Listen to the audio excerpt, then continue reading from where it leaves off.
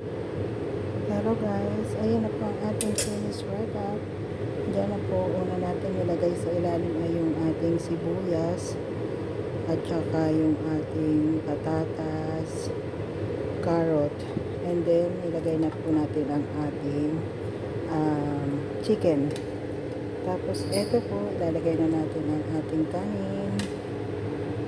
Ayan.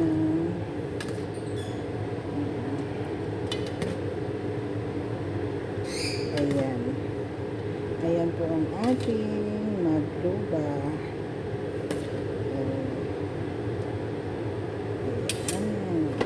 Diba? Ganyan lang po kadali ang ating pagkain na ginawa for today. Ayan. Magluba.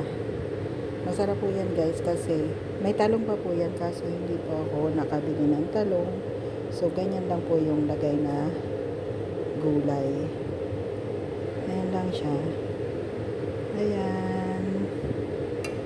Okay guys. Thank you for watching. God bless.